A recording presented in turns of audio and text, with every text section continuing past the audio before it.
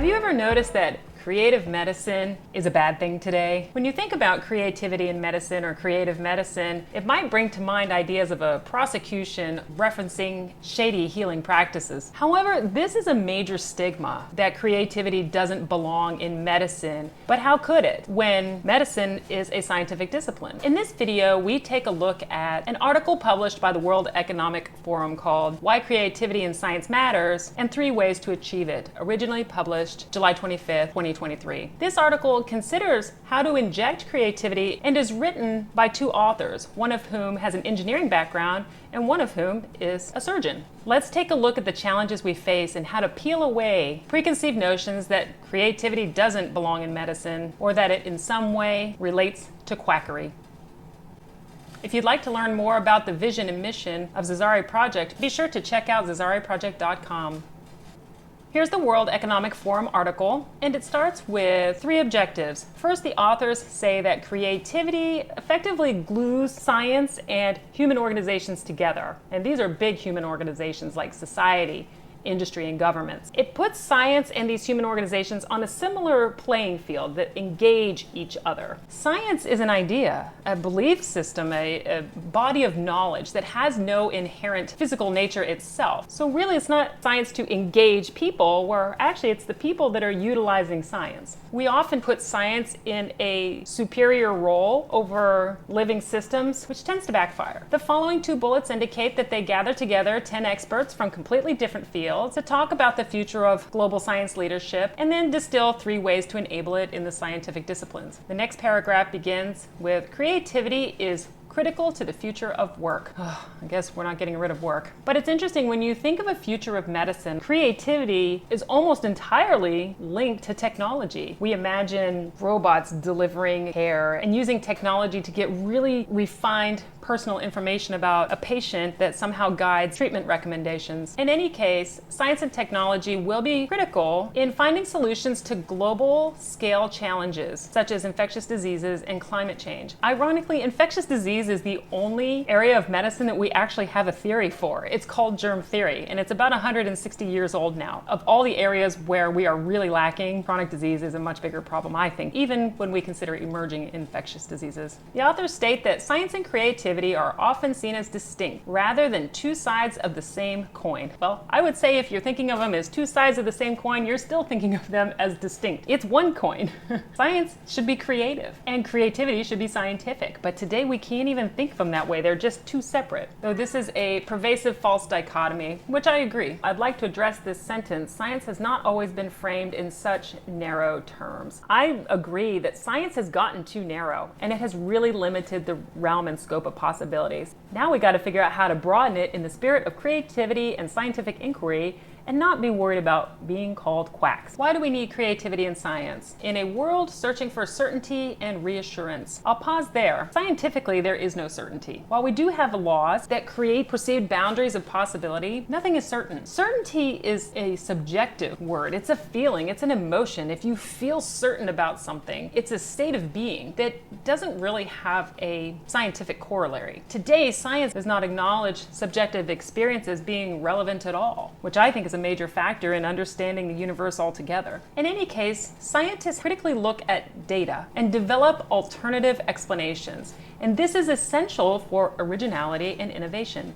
I would also say that while yes, having alternative ways to explain an outcome is important in the creative process, it's also very important to recognize the boundaries within which someone is drawing conclusions about that data. If your belief system is very narrow, there's only so many possibilities within. If those assumptions are not accurate, no amount of creativity is going to overcome that the assumptions are wrong. So the creativity needs to back up even further into theory and philosophy to really take a look at, well, what do we believe and how do we creatively deconstruct those beliefs to change the realm of possibility when we are looking at data and trying to arrive at alternative explanations. Here the authors reference scientific breakthroughs and they call them convulsive upheavals in scientific thinking.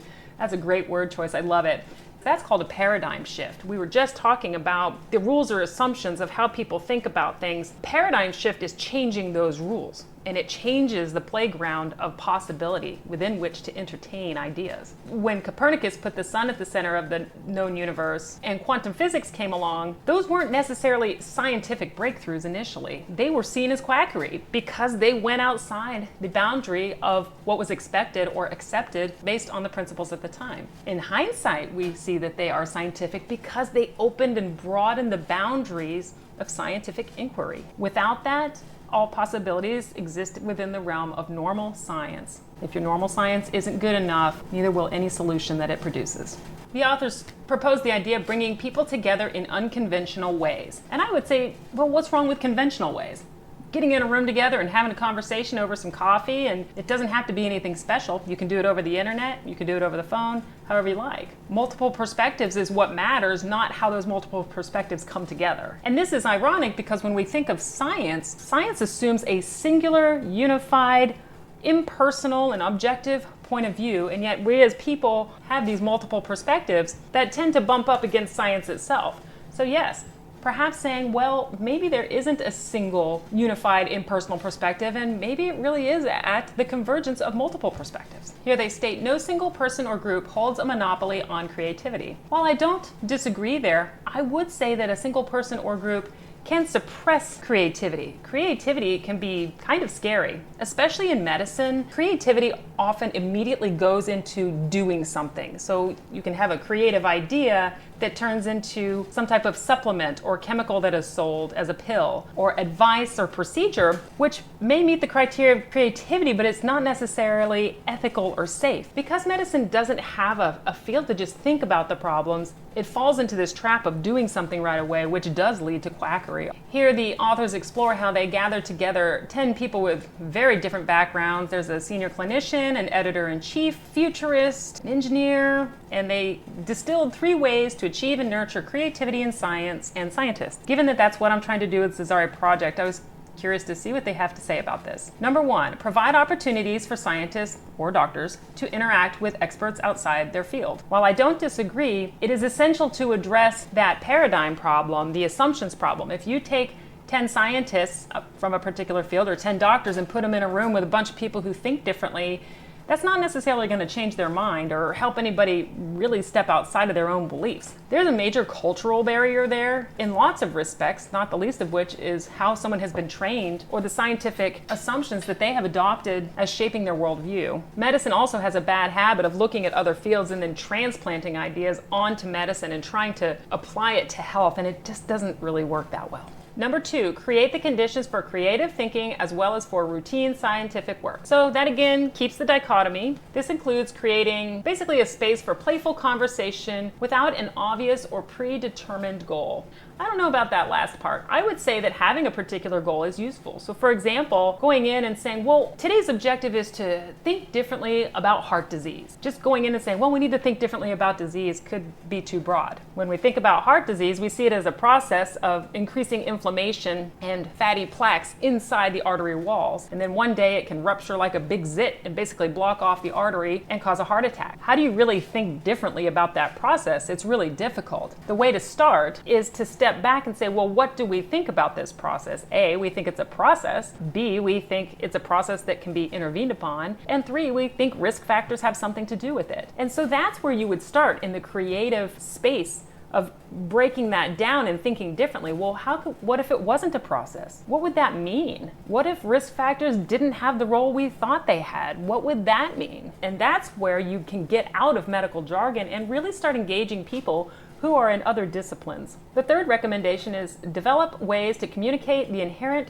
provisionality of science. When I first read that, the word provisionality is interesting. It's used in medicine as well. Provision of care means making it available to people. I think that's what they mean here. And based on the first sentence, working in government and wider society, I think that's what they mean. But provisional also means temporary, which made me laugh because the temporariness of science, which that's actually probably not inaccurate. Science is always evolving, and if it's not, it's probably because we're stagnant in some way. The authors talk about developing a scientific lingua franca. And that just means a common language. So much of the time, scientific fields and those that are related in some way tend to work in silos, and they have very thick jargon that don't necessarily communicate well outside of those silos. And rather than necessarily developing a common language, which would have to be organic anyway, it's really about just simplifying concepts. If you can't explain it simply, you don't understand it. As I reflect on these 3 recommendations, I think they're on the right track. What I really see is an emphasis on communication and embracing change, changing the environment, changing the conversation, changing the people involved, changing the perspective, change. So when we're talking about communication and change, we are absolutely embracing living qualities that don't fit well in strictly scientific or technological areas. There's no pre-programming here, which is why it's so powerful. But the tendency to want to put processes and program mentality on top of this is really going to be restrictive. So there must be a concerted effort not to do that. The takeaway point here is, how do we escape the fear associated with trying to think creatively about disease and healthcare systems? And how do we do it effectively? It really starts by recognizing that we need to broaden the scope of our assumptions, which means we need to understand what our assumptions about disease are. We also tend to think of creativity on the side of mind and mind-body dualism, which is also quite limiting. Breaking down those barriers and understanding how to think of those as a more integrated concept is essential, but we still haven't quite cracked the code. Thanks for listening. Be sure to like, subscribe, and leave your comments below. I look forward to hearing from you. Have a great day.